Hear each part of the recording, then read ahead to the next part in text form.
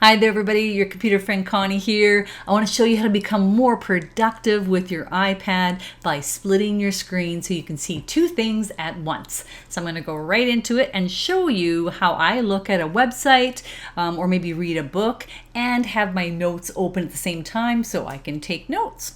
So we're going to do that. I'm going to open up a website. So just hit that Safari button at the bottom and that's showing the website I had open last.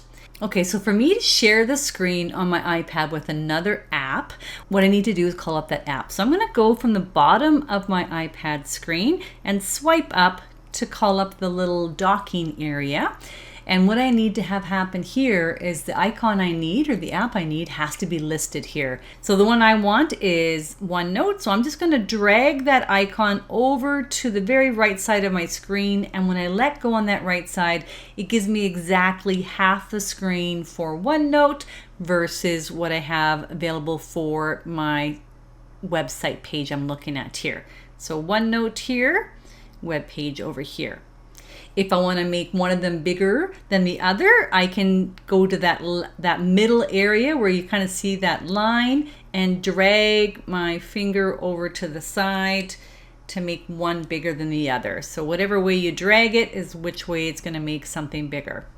And if you want to have your screen back for just that one application again, then you can just drag it all the way over to the right so it has that one application available to you. So let's say you wanted to have two website pages side by side. Just make sure you have both those pages open, and then you're actually just going to drag the tab of one of those pages over to the right and kind of down a bit. So I'm going to take this tab at the top and drag to the right and down and over, and it gives me equal space for both of those pages. So you see, splitting the screen on your iPad's pretty easy to do. It's just a matter of kind of getting used to that motion of how and where to drag it to. So try those things out, play with the sizing. Remember, you can size it all the way back to get it to the full screen again. And that should make you a bit more productive on that iPad. Have fun with it. Bye-bye.